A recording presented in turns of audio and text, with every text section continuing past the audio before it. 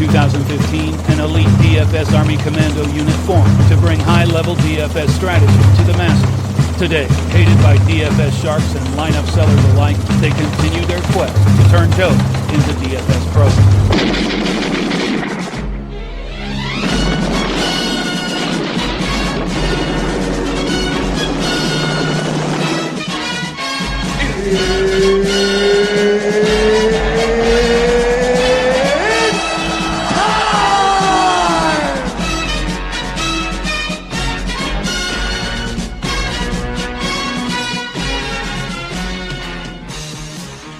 Good afternoon, everybody. This is your DFS Army Bold Calls edition, brought to you by DFSArmy.com. And I am your host today, as always, BoomersDaddy. Joining me is the one, the only, the Lakers fan himself, Mr. Bear. What's up, Shy? What's up, Keith? How are you? Doing pretty good. Doing pretty good today. Had a pretty good night last night, and yeah, you did. loving what the little bit of a groove that I'm getting into now, and looking to back that up with another good night tonight. Yeah, and I think we should be able to do that. I think we've got starting to get a hold on things here, starting to get a grip on stuff, and identifying some value and looking at the matchups and all, etc. So yeah, I think we should be up for a pretty good night. Yeah, it's gonna be a fun day in the NBA. So Wednesdays usually are pretty fun. So let's let's have a little bit of chat time here. Okay? All right. And basically, there was a conversation in chat this morning about if you kind of exactly how you should approach the NBA and whether or not you should watch it and stuff like that. And basically what it boiled down to was this. I'm a firm believer in I trust my process enough and I trust my eyes enough and my knowledge of the game that I can watch a game without tilting and having my mind play and my eyes play tricks on my decision making and my process later on down the line. Right? Yeah. It's also one of the reasons why I go back and I rewatch Thunder games to make sure that, you know, I'm not watching them emotionally after I know the outcome. And I rewatch a lot of game film. I know you do the same thing. I know you watch a ton of games every night. I don't have the chance to watch every game every night. So I usually end up watching them throughout the day the next day. I catch up on the weekends. I watch a ton of basketball. It just might not be live. But we've been doing this long enough to know that we have to know what we're looking for in order to really get it to be ingrained in what we do in our process and our decision making. Now, not everybody's like that. A lot of people in the DFS world, not just our community, but the DFS industry themselves, they cannot watch a basketball game with DFS lineups made and not tilt. They don't understand a lot of the little things that go into a basketball game, the movements, how to cut on and off the ball, what a pick and roll is, rotations, how they work, you know, stuff like that. Like they just don't understand that enough to be able to take that knowledge and put it into their process, which is fine. There's nothing wrong with that. Kevin comes in, reads our notes, reads our articles, hates watching basketball, understands lineup and roster construction, and goes out and he actually does very, very well. There are not a lot of people that can look at the numbers, look at the game film, watch the game, and understand and realize how to put the two together and not make lineups on tilt. You know, I'm not saying that you should watch basketball. I am not saying you shouldn't watch basketball. but understand that there's a difference between the two of watching basketball and gaining knowledge about the game off of what you're watching and watching basketball to sweat lineups that you've made and you've researched throughout the day in your process. Yeah, it's a fine line, and I think a lot of that, like, I watch the games for two reasons. The first one is to understand how the opposing coaches match up with one another defensively. That's a really big deal because, like, there's times where we sit there and we say, okay, Aminu's going to guard so and so, right? I want to watch the game and make sure Aminu's guarding so and so because if he's guarding so and so isn't doing anything, then the other front court guy next to so and so will do something because the rest of that, front court is not the greatest defensively. So I want to understand, and it works the same for the perimeter, etc. Right? We're talking about Kawhi versus, Josh Hart versus whomever the other defenders are. I'm looking to understand where I can attack the other team, the other players on that team in future matchups. That's the first thing I look at. Second thing I look at is, okay, what happens after the first 6 minutes of a game? Why is this guy going to the bench? Well, I watch every game. Every single game, 6 minutes in, he goes to the bench. And then the start of the next quarter, he comes back in and dominates. It's just the way that it's going to go. And so you'll see a lot of times where in the chat room, people are like, why is this guy on the bench so early? And the answer is he's always on the bench that early. That's almost always my answer. Unless there's foul trouble. Okay, cool. That happens. Nobody can control that. We don't have whistles. But it happens. And so that's those are the main reasons why I watch. And then of course, usually by the time the hammer game comes around and I've got one or two players and I have a legitimate runner in a tournament, I'm watching for that too. But and we all should. I mean, that's part of the fun. But watching with the intent of, oh my God, my guys are missing shots, it's not really fun, man. You're not enjoying the game. So I'm with you there. I think, like, I take notes. My wife thinks I'm crazy. I'm sitting there watching these games, and I'm taking notes. She's like, "What are you doing?" And I'm like, "This is for next week when they play, the Raptors." it's just kind of the way I do it. So, and it's helped me a lot. So I do recommend for those of you that are watching, don't just like you said, don't just watch just for the sake of tilting over your players. You definitely want to watch to understand, the thought process of the coaching and etc. Yeah, I mean, guys, this is just from the start of the year. I've almost got this. I go through about 5 or 6 composition books a day, or not a day. Sorry, that's a lot of notes. A year, and usually I go through about one a month, and I refer back to them. And usually I do it after Cam and Heather have gone to sleep, and I go and I'm looking at the next day's matchups. And if there's a question, there's 3 people within the Army and there's one other person outside of the Army that I trust enough to go to and then be able to give me an unbiased opinion in regards to also applying it to DFS. Yeah. And it's just kind of what happens. I love what we do, but it takes a lot of work. Like getting good, qualifying for live finals, winning tournaments, being profitable. It doesn't just happen just to happen. It takes a lot of work. So, yeah, it does. It's just kind of one of those things. So I mean, look, I not to be Mr. Obvious, but I kind of have to be Mr. Obvious here. Is there any money out there to be made that's easy? I mean, seriously, right? Like, some people would argue that the lottery's easy. The lottery. I mean, you don't really do anything; you just get lucky. But how often are you getting lucky? You might get lucky, like maybe once every 5 lifetimes. That's what I'm getting at. So that's not really money. I mean, that's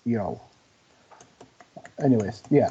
Anything you want to be good at, anything you want to be a professional at, anything you want to, really,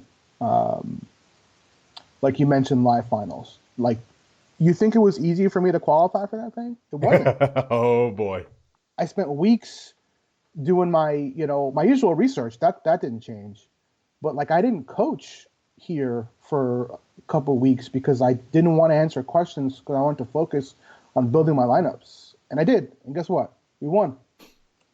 I'm in. So you've got to focus. You definitely have to. And here's a big thing: remain calm, because like there was a time where way early in my DFS career where like the first game started and one of my players was in that game. I'm like, oh, he's halfway through. He's only got 12. I can't win tonight. It's over. Ridiculous. It doesn't work like that. Games have to play out. Players pick up the pace. The second half gets more intense. The pace picks up in the second half usually for most games. The late games are critical for. So I used to do that too. So for everyone out there that's doing that, I used to be there too. You're talking to the pro here, Keith and I both, who used to do the exact same thing. Drop it. Yeah, I was Trust me, it'll bad. make it easier. It'll make it easier for you. Yeah, when I first started, I was bad. And I had to learn how to control it. Don't let the highs get too high, don't let the lows get too low, and you're good to go. Exactly. So, all right. So now that we got that little bit out of the way, not that it was needed or anything, I want to preface this to saying that I'm not going to refer to DraftKings today, mainly because I am going hard at a queue. So I'm going to be focusing all on Fanduel. But shit. what's that? Oh shit. But that doesn't mean that some of these plays aren't going to be good on DraftKings as well. Obviously, Keg will have his DraftKings stuff up a little bit later on, and I'm not focusing primarily on that. So, without further ado, let's get it going. Point guards. Man, it's really, really difficult to sit here and look at this on FanDuel and not think that there's a little bit of bias that could be going on with Ben Simmons and the 76ers from last night. I'm kind of looking forward to it, but I also have an inkling that Ben Simmons might not be the best play tonight. Okay. And it's just because of the pricing. I've got Conley and Irving at 8,400. I've got Dame at 92. Don't get me wrong. I think Ben Simmons is fine. But I'm not sure he's if I do it, I think it's for tournament leverage because I don't think a lot of people are going to pay for him. So really, I think he's going to be popular in tournaments because even after they blew him out last night, I mean, we're talking about the next day, back-to-back home and home series. They blew him out yesterday. Like the Sixers, and I get that the Sixers are much, much better at home. Like they're almost a different team. It's almost to the point of the Mavericks. But my goodness, popular is. Ugh.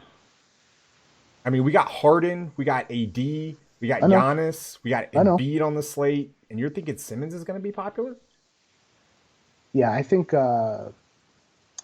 Primarily because, first of all, rarely do teams blow out the same team on a back-to-back. I mean, like really rarely. That's the first thing. Second thing is, that's going to be tough. Second thing is, I think people are going to look at that matchup and they're going to say, "Oh, I want Ben Simmons." Now, we also have to see what other Sixers kind of are in or out of the mix right now. I think Redick is still questionable. Everyone else seems pretty much on track to play, right? Yeah, for now. So we'll see as news progresses. But to me, I don't see any way that that Simmons is in single digits. Okay. I guess we'll kind of have to see on that one. I'm really, really, really kind of interested in that. I mean, I've got Dame at $100 less and projected for just a little bit more. And I'm talking like a tick. We got 41.9 to 41.8 right now. For For Dame Dame and versus Simmons. Simmons. Yeah, Dame and Simmons. Yeah, well, Dame. I mean, they're both in good matchups, but I think Dame's going to have to contend with Chris Dunn. So I think that's kind of the only Simmons has Satoransky. Yeah, I mean, neither one of these guys are my top plays of the night. I just think it's interesting. I thought they would both be really good tournament plays because I was expecting them to both be of the lower end of the ownership variety. So, Yeah, yeah. Kyrie Irving against Indiana. Now we've got a lot of things that we're gonna have to unpack in this game, and Indeed, we are. I really like Kyrie tonight. The question is more of, is he going to be on or is Oladipo going to be on him, or is he going to get the Joseph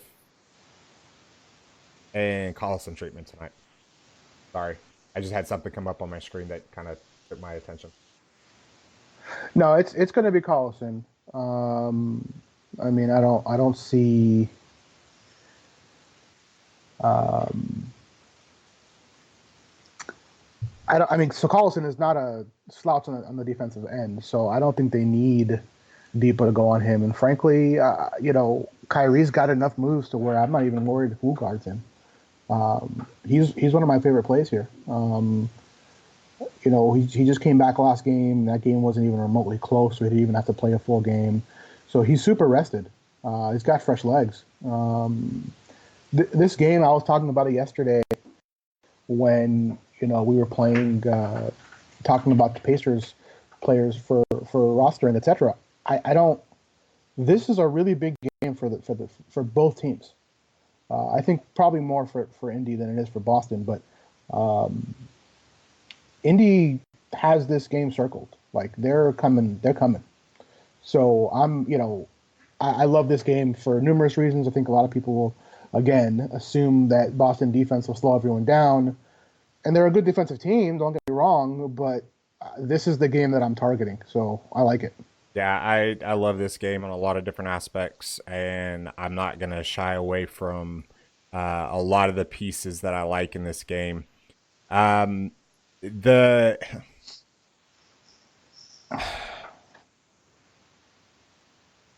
think I'm going to pivot off of him in a couple lineups to Mike Conley, but I'm not sure if it's going to be a lot or not.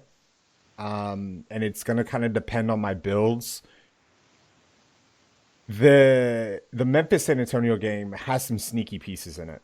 Yeah. Conley's one of them. Gasol's another one. LMA and DeRozan. Those are your four main targets out of this game. And I wouldn't mind stacking two of them up like a Conley and a Gasol and bringing it back with the DeRozan. With you having to put that much salary in that, you're probably only going to be able to play like one stud, like one of the four main ones. But unless some value opens up, I think you can still win with that as of right now. Like, I think that's as long as everybody does what they're supposed to do. I know that the default build on FanDuel's always going to be, start with two studs, jam in some value, then fill out the rest. Which is obviously what's been winning. But, as of right now, FanDuel, they did a lot of good things with their pricing. I mean, when Brandon Sampson is 6,200, we'll get into that here in a sec. They're paying attention, but they did miss a couple little things. And I think that's a sneaky little tournament build right now. Yeah. Yeah, I think so too. I think, we're seeing a lot of these unattractive games have several pieces out of them that are winning tournaments. So you just kind of have to understand what's unattractive about it. A lot of it is perception. A lot of it is kind of assuming it's, going to be slower paced, assuming there's going to be too much defense for DFS stats, etc. But I don't agree. So not this game. Yeah, I don't agree with that game either, or with that take on that game either. There are some pieces I do like in this game. Okay, so Spencer, the Nets kind of rested everybody the other night. Yeah. And Spencer Dinwiddie was a huge disappointment, mainly because everybody else went off and he didn't have to do a lot. Are you going back to the well tonight? No, I'm going to D'Angelo Russell. Okay. Can you explain why? So, Atlanta. Well,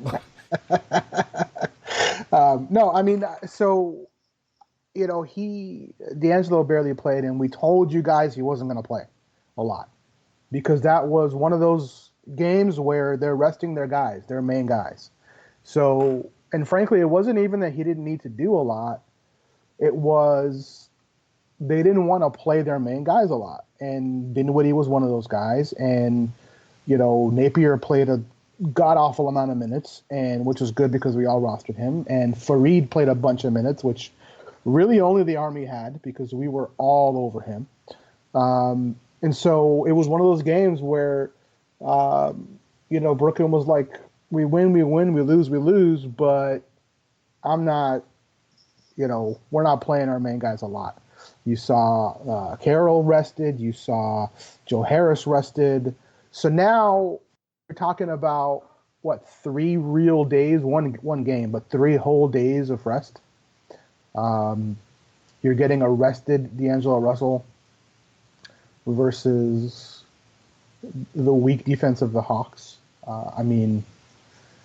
It's going to be very hard for me to not play him. I know we're not on shooting guards yet, but let's call it what it is. Russell's a point guard. I still don't know why they have him as shooting guard, but he's the point guard. That's been something that we've been screaming about all year. So it doesn't make any damn sense. But so you're looking at a 226 total in that game, which is second highest on the board. Brooklyn's only a 9-point favorite. There's a lot to like about that game. Now Atlanta's coming off of a game last night where they played the best team in the league, record-wise, and they were toe-to-toe, wire-to-wire the entire game. A lot of that was Jeremy Lin. He balled out over there. Trae Young did his best. Bembry was really a beast. He got 5 steals. Mm-hmm. They just played good ball. John Collins did well. They just played really good ball. So I'm a little bit concerned with the back-to-back aspect of it, but I still think they make it a game, and Brooklyn has a tendency to make every game a game, whether they're playing poor competition or they're playing good competition. It always seems to be close. Yeah, they seem to play to the level of the competition rather than, playing at their level consistently. So, no, I like it. I'm going to leave a couple. I'm not doing Boomers Ballers today, but I'm going to leave a couple of my guys that I really like throughout the show for them, just VIPs only. But let's talk about, in that same game, let's talk about Shabazz Napier. With everybody back, his minutes are going to get cut. He's priced up now. Mm-hmm. I don't think I can go to him. Not if Jeremy Lin's still back in the starting lineup, which I doubt he's going to be because Kevin Huerter's supposed to be back. But if Jeremy Lin does crack his way into that starting lineup, even against Brooklyn, he's cheaper. You've got guys like D'Anthony Melton that are cheaper. Even TJ McConnell's the same price, and I would probably go to him, possibly, just in case this game does get out of hand again. You've got guys like Corey Joseph and Patty Mills that are, below 4K. I can't play, even in a good matchup, I can't play Shabazz Napier hoping for a blowout. I'm not going to. I mean, so for me today, I'm really all about paying up here, and it's good because it's going to be different. Because you mentioned some of those studs. You mentioned Davis and Harden and Giannis. I mean, like, I'm playing a lot of Eric Bledsoe versus Houston with no Chris Paul at $6,700. He's even cheaper on DraftKings. No brainer for me. No brainer. I'm gonna go there. I'm gonna go. Kyrie Irving is 8,400. Like, why wouldn't I? I mean, obviously I'll have to sacrifice elsewhere if I want to go up to Dame or Simmons. But Conley and Kyrie being under 9K. I mean, Chris Dunn at 7K. I mean, there's just a lot to like there. So I don't see any reason to pay super down. Now, if you're trying to build a lineup with more studs in it, I get it. You have to pay down, but it's not going to be my approach today. Cool. All right, let's move on to shooting guards here. We both, obviously, we don't need to talk about James Harden and the usage and all that. I mean, he's in play, guys. We all know. Bradley Beal Bradley Beal's 10K. Very, very difficult to pay that. Yeah, it is. He might outscore Harden like once every 50 games. I'm not sure I can take that shot tonight, though. I mean, last night I was very clear. I'm not playing Bradley Beal because of Jimmy Butler. Well, he's going to have Jimmy Butler again, potentially. So I'm in the same boat. I'm off. Cool. Drew Holiday, any interest? Not unless Anthony Davis doesn't play. Cool. Let's see here. All the D'Angelo. Yeah, we kind of already touched on that, so I wasn't going to go there. Man, DeMar DeRozan against Memphis, like we kind of mentioned him a little bit. Rudy Gay's going to be out, so we know that usage spike is going to be there. I probably have him. I mentioned on the pod the other day, I had him projected a little bit lower. I probably, because of the pace and the total, I probably have him projected a little bit lower than I should again. I still do like him. Do we expect Devin Booker to play? Okay. If that's the case, then we have to be careful because they're on a Sherry Ma game. I'm off on the Suns tonight, outside of Kelly Oubre, who we'll talk about here in just a moment, and DeAnthony Melton maybe in a sprinkle if I need to save money at the point guard position. Outside of that, I'll save money at their power forward. Yeah, that's what I was saying but if I pay up for Anthony Davis and Blake, then I need to go save money elsewhere, and I might go to DeAnthony Melton there. So that's one of those kind of roster construction kind of moves. You said you were on Eric Bledsoe. Do you have any interest in Chris Middleton? Yeah, I mean, if I'm looking at, I don't like the price. Just to put that out there at all. Where's this price here? 74. Yeah, I don't like 7,500. Oh, sorry, 75.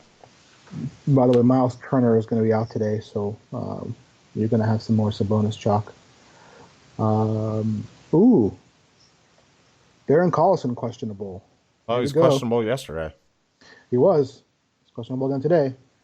So it should be interesting. But now JJ Redick is questionable, so we'll see how that goes. But I actually like JJ Redick today, if he plays. Yeah, I thought it was just rest yesterday. So no, it was actually an ankle, wow. From what I understand. Yeah, now it's saying back tightness. Pick one, guys. Devin Booker is doubtful, like we expected. So throw that out. So yeah, I don't like the price for Mitchell. I do like this game. I mean, I think this game. I think people are going to. So first of all, Milwaukee is favored by 1.5 points. Second of all, it's the highest total on the board. So to answer your question, yes, I do have some game stacks here of this game where, I'm putting basically Harden and Bledsoe and Middleton. Maybe some Harden and Giannis ping pong action, a little bit of that. But outside of that, I don't. If I'm not playing Giannis, I really want to play Middleton and Bledsoe. So, kind of going back and forth there. Yep. Jordan Clarkson has a pretty good matchup today against New Orleans, obviously. He's more of a tournament option. It's, which one of him and Alex Burks and Colin Sexton, and they just brought up Cameron Payne. They signed Cameron Payne to a 10-day, Mm-hmm. and then they brought in Brunson is his name? Brandon Sampson, who is making his DFS debut. Oh, sorry, that's for Chicago. We'll talk about him here in just a moment. But it's one of those three that's going to usually have a good game. It's between Jordan Clarkson, Alex Burks, and then Colin Sexton. I'm not sure that Cameron Payne on a 10-day contract the day after is going to happen tonight. So I'm not really worried about that tonight.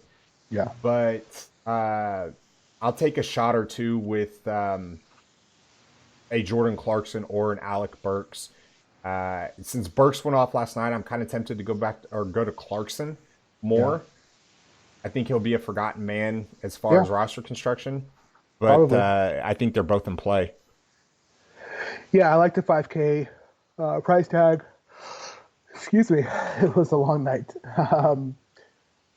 There's another guy though that I'm reserving for tournaments. And I've been really looking at, so it's Levine for the Bulls, and I've been looking at, what's changed since Justin Holiday was traded. First night I said I'm going hit with him. I was looked like I was crazy, which I'm used to. I'm pretty crazy. And it worked out. Like he freaking went off. And I'm continuing to watch the Bulls.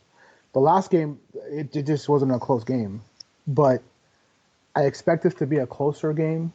I think obviously Portland's a good team, but I think a really big deal for Chicago is the return of Bobby Portis and what he brings, not just on the court, but his intensity that he brings to that team. I think it's really good for them.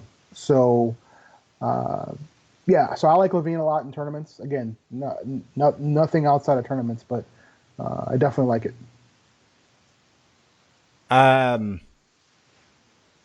His price has gone down. I could get behind a little bit of Levine and maybe ping pong it with some Nurk or some Damian Lillard or both. Maybe even some Al-Farouq Aminu. There's a lot of options that you could do that with in that game. Austin Rivers, yes or no? Excuse me. I don't know, man. It's going to be tough to do. That price, it's going to be hard. I mean, he is playing, 40 minutes of game. I know. So, they're shorthanded. I get it, but I'm not paying over 5K for Rivers. No way, dude. There's a couple other options that we're going to go through a little bit later on in the day. I'd be interested to know what your feelings are kind of on the Lakers. Okay. Josh Hart went absolutely bonanza. Bonkers. Yeah. And now he's priced up. I don't think a lot of people are going to go there. I don't mind it to try to maybe catch lightning in a bottle second day in a row for low ownership in that hammer game and maybe put you over the top. But he's definitely not a part of the core and definitely not viable in cash tonight. No, I wouldn't. I definitely wouldn't call him part of the core. But I don't. So here's the thing. Hart, first of all, he had a lot of steals, and then a ton of rebounds. He's one of the better rebounding guards And I think a lot of that was his hesitation to rebound early on. Because last year, if you recall, dude, at one point he was leading the league in double doubles for guards, in terms of rebound double doubles, that is. And so he stopped doing that, and I don't know if that's hesitation. I don't really know what that is, but they definitely woke up, and a lot of that was being called out by their coach. A lot of that was the public sphere was kind of calling them out, and so they woke up. So I think you're going to have Drummond and combination of McGee and Chandler and Zubac all kind of down low.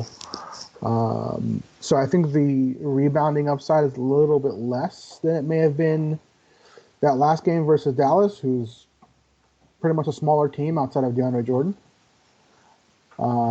So if I don't see tremendous rebounds upside for him, probably not.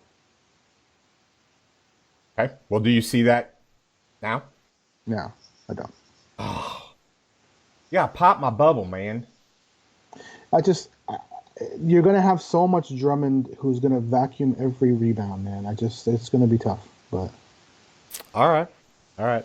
Let's move on to the small forward position. Guys, just want to make sure that everybody understands and realizes we're using Fanduel eligibility. That way we're not doubling up on somebody. So that's a big thing. Giannis Antetokounmpo, I foresee a lot of people pairing up him and Harden as their two studs tonight in this game. That's on ESPN. And, I love it. I love the idea and the thought. I don't see anybody guarding him. But if you want to pop off some tournament leverage, you fade one of the two studs in this game, and you pair the other one with Anthony Davis and let it ride. Yeah, and I think it's going to have to be Harden and Davis if we're doing that. Yeah. I like the Harden Davis combo, but I don't see anybody really guarding Giannis either. You can make a case for pairing up both of them, and hope that Chris Middleton his length kind of gives Harden fits. Yeah, so, makes sense.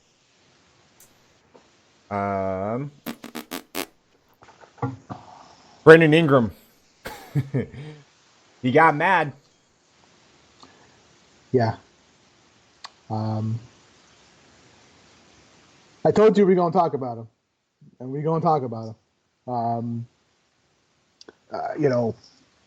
He's... This is the kind of game where I like both sides of this game so much that I want to have a decent amount of exposure to both teams. So when you look at the core pieces of both of these teams, it's Drummond and Blake for Detroit. Like that, there's no. I mean, you can look at Reggie Jackson maybe, but he's not very good in terms of stats this season, and a lot of that is because Blake is running the point guard, so his assists upside aren't there. He's basically becoming a two guard, and Blake is the point guard. And you look at the Lakers, and you've got Kuzma, Ingram, and Lonzo, and Hart to some degree, that you want to target. And so there is a serious bit of revenge here for one of the Laker guards.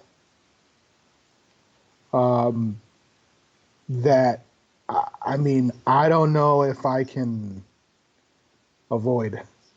I know he's been priced up. I know he's expensive, but I don't know if I can avoid playing KCP today. So versus Detroit, and I know that the Lakers have Kuzma back and all that great stuff, but I like that a lot. But as far as Ingram's concerned, yeah, he's in play. He's not my top play by any stretch. But I do want to have some exposure to these late games, and if it's not going to be through KCP and or Kyle Kuzma, then it's going to be Lonzo and Ingram. Yeah, I mean, I really do like it. So, we talked about it the other day. As long as he got aggressive and got mad and attacked the rim, he's got the offensive capabilities to, you know, be a very, very, very talented offensive player. But it's showing up and doing that consistently. That's always the hard part. So, Yeah, I was going back and watching those highlights. Somebody on Twitter had a little like 60-second film of basically all of his offensive possessions, and they were mostly just driving to the basket, absorbing contact, finishing at the rim. Like it was impressive. So I could see him doing a lot more of that tonight. okay.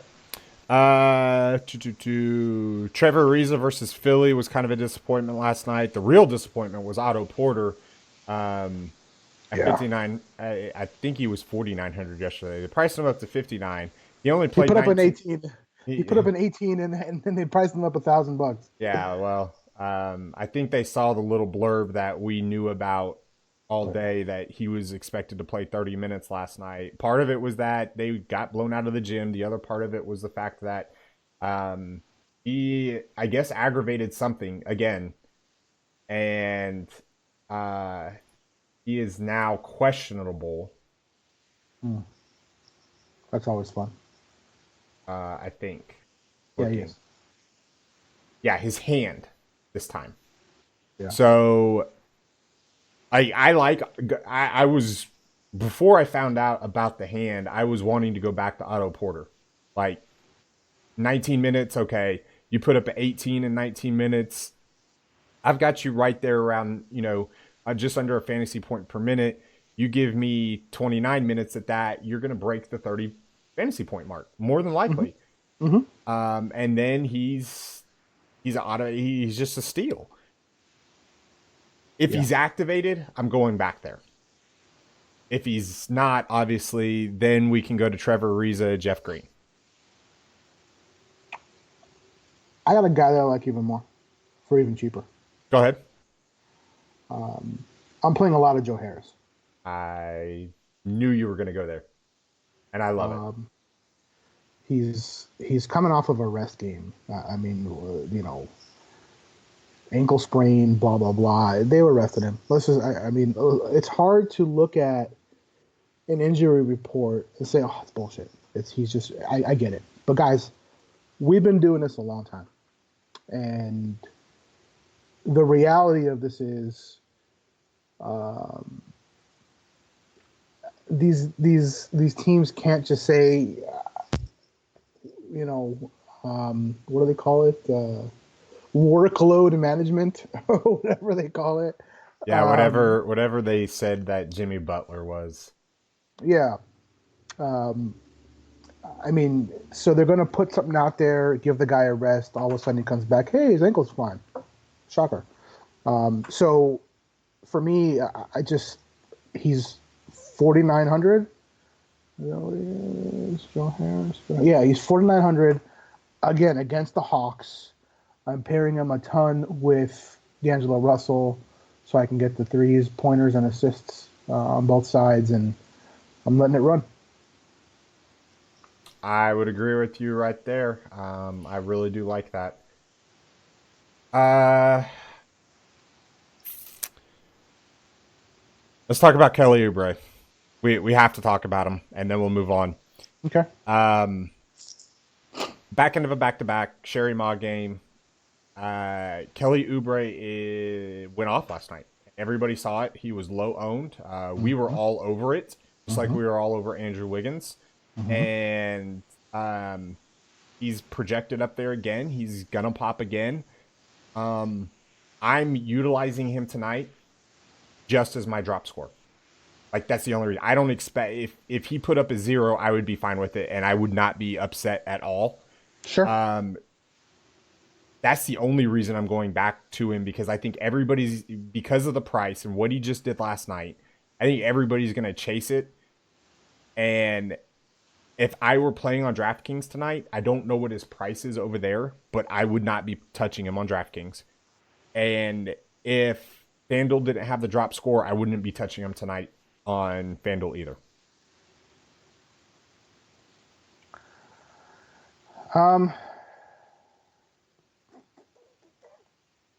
Yeah, I don't know. I'm still kind of on the fence. I mean, I know that Booker is doubtful, so I'm going to assume he's not going to play. It puts him back in play for me, man. I think he's free. I mean, FanDuel, it's a no-brainer. Drop score, plug it in, move on. You can plug it in with another 4K guy and have them compete for your drop. That's fine. Lets you get more higher price guys in there. That's fine. DraftKings, Yahoo, Fantasy Draft, I'm not against it either. I think he's still going to play, listen, the odds of him putting up another, 50? Yeah. Whatever he put up are low. I get that. But he can still hit the 30s. Relatively easy. And it's not, it's not the worst of matchups versus Dallas either. So, I mean, I'm glad he didn't get priced up. I'm going to be using him a lot. Yeah, I mean, he's going to be chalky. He's going to be chalk. I get it, but if he's being dropped anyways, I don't give a crap if he's 100%. Yeah, that's the reason why I'm kind of playing him, is because of the fact that I fully expect him to be my drop tonight the way I'm building lineups. Yeah, but if I'm playing a non-drop site, I'm not putting him in cash. That's for sure. No, absolutely not. So I mean, I might even be tempted to just say screw the Kelly Oubre love and go with Jared Dudley. Yeah, I'm not against that. And save the $200. So, I mean, because the reality of it is, our member of The Answer was very adamant that Jared Dudley was going to play more minutes than Kenneth Faried. And we were this close to putting money on it, and I'm sure he's glad he didn't. I'm sure he is too. All right, let's talk about power forwards here. Anthony Davis, top guy on the board, obviously. By a mile. Yeah, I think he's going to be lower owned because of a lot of different things. One, we've already talked about the national TV game, the Bucks and the Rockets. You got the two studs in there. Plus, they're playing Cleveland, so I think people are going to try to predict the blowout. They're very, very high spread right now. They are at a 14. They're at home. I mean, It's tough, man. Do you remember the last time that the Pelicans threw out a blowout? No, and it's been a while, and it's also what up, Ant? It's also a situation where, I mean, Cleveland also has gotten blown out, but not nearly as much as you would expect, considering the record. Cleveland, they're similar to Brooklyn in that manner, where everyone, okay, they're going to get crushed, and it's always a 4-point game. Mm-hmm. So it's interesting. I mean, I don't hate it. Yeah, it's like I said, I'm gonna have a lot of Anthony Davis as the leverage, and I'm gonna be pairing him obviously with a lot of Harden and a lot of Giannis, and possibly pair him with up with Embiid too. If people think that if that ownership percentage isn't gonna be where I think it's gonna be or it should be. And Embiid's going to be lower owned now on the back end of a back-to-back on the road, versus the same team after they blew him out and people kind of shy away. Yeah, I think I'm going to go there. The other guy, I mean, the top's kind of loaded here for me. You got Blake Griffin going against your boys. Obviously, it's a cheat code. I love it tonight. You got now, if Miles Turner is out. He is. Okay, he's officially out. Yeah. Awesome. You got Domantas Sabonis you can just rock and roll with. That's going to save you some money there as well. You're going to see a lot of Sabonis and Griffin pairings. Pairings, yes, you are. And it makes sense. I mean, they're both in phenomenal spots. I will say this, though. I'm looking at, and Blake is a different kind of power forward. So, you know, um, he's not your traditional, like we said, cheat code, runs the point guard. Power forwards have not been doing very well versus LA. So, and I was looking at the trends and the data last night, and I don't like this. I prefer to play Drummond, which we'll get to here next, over Blake for some reason. I just I know it's a great spot. I know it's hammer exposure. I know he's the heart and soul of that team right now. I do. But you're talking about super ownership on this guy tonight. And it's not like he's not going to be plotted on, if you will. You know what I mean? Mm-hmm. No, I get what you're saying. I'm trying to think of like where does he need to be at 9,200? What does he have to do to hurt you at a chalky ownership? 55? Yeah. Yeah, Yeah. I mean, we give him what would we? Okay, so our VIP sim model, I'm pulling it up right now. To get to 55, we would need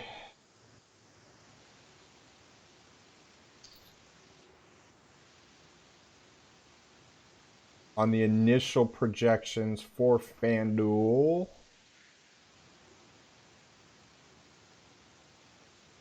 This makes for great radio as I click my mouse. We give him a 7% chance to hit 55 through Uh, 5,000 simulations. do you understand what I'm saying? Like, Mm-hmm. No, I, I I don't. get exactly what you're saying. I'd rather throw AD and Sabonis. I'd rather throw Sabonis and Kyle Kuzma from the same game for the late exposure.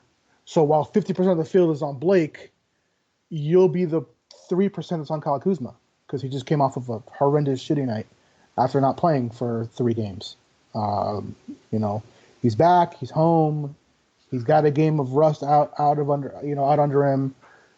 He's practiced for a few days now.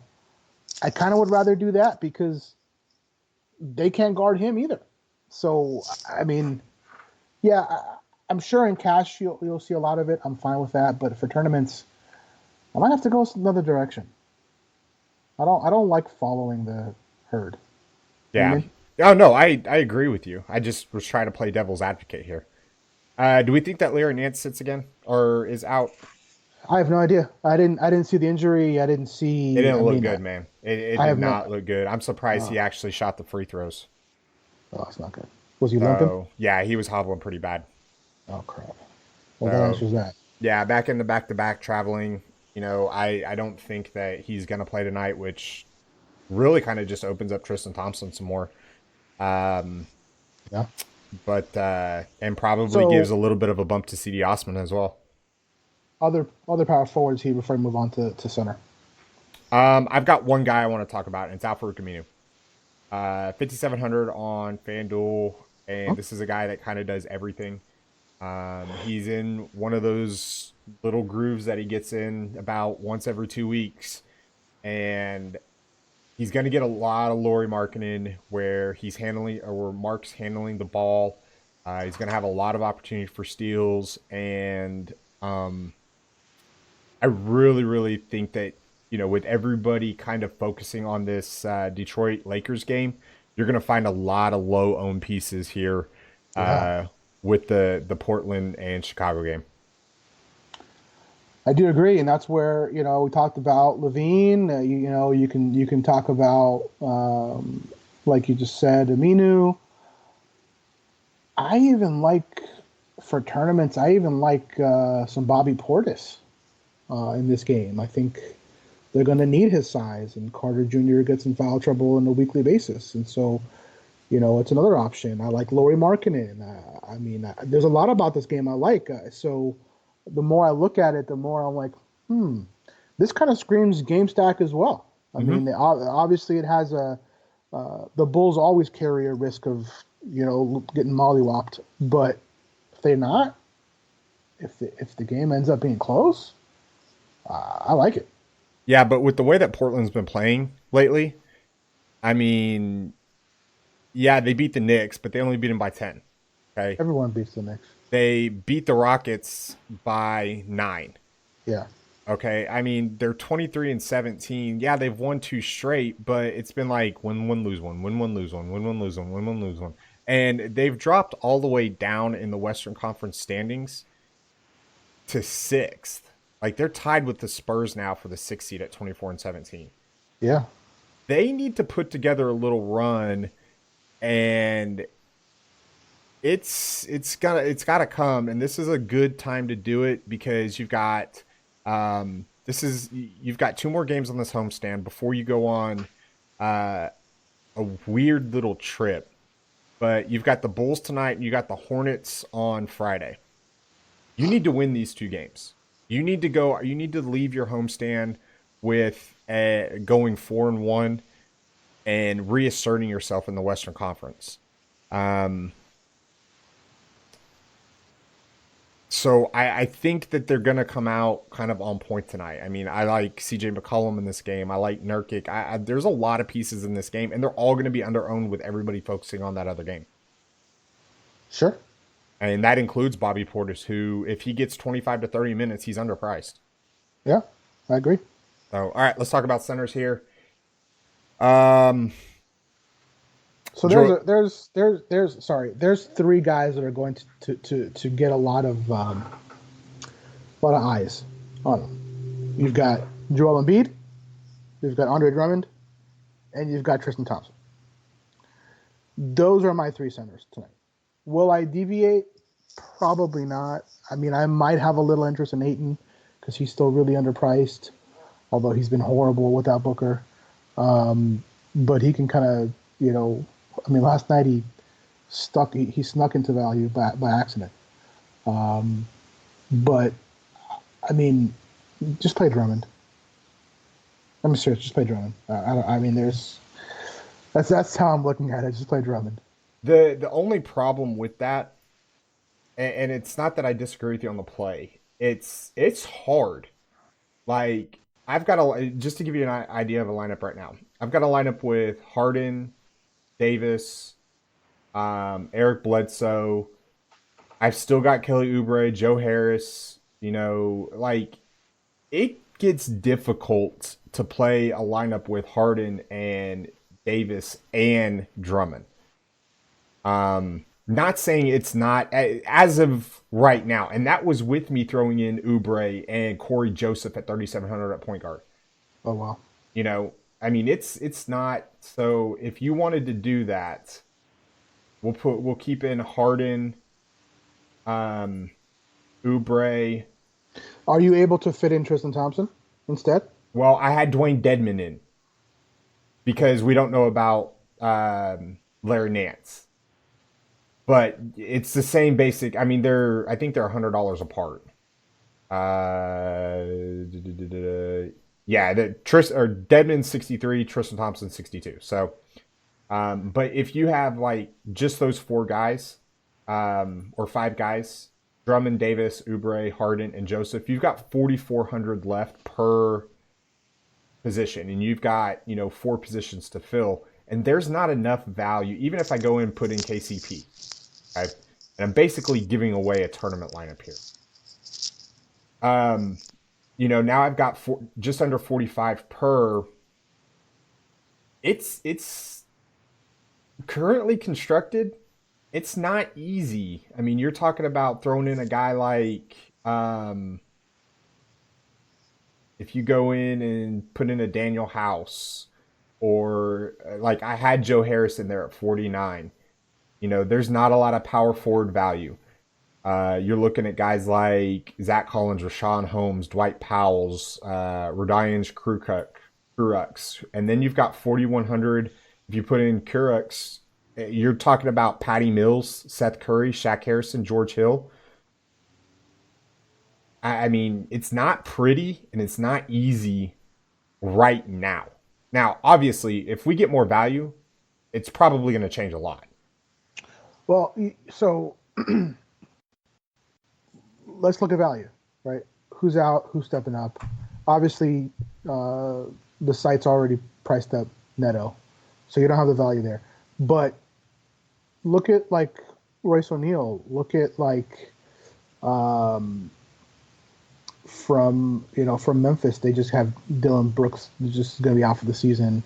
So you've got more options that you can look at, and I don't want people to think that just because you have one, like if there's a guy like let's say Royce O'Neal is starting, you can put him into your lineup and not rely on him being a drop scorer. Right. I agree. So you can start to put double, minimum or low price guys when the value opens up. Again, we have to see when that happens. But and so yeah, like you said, let's wait and see what else happens. But I mean, if Nance was at all limping, like why would he play? He's not going to play. No, I agree.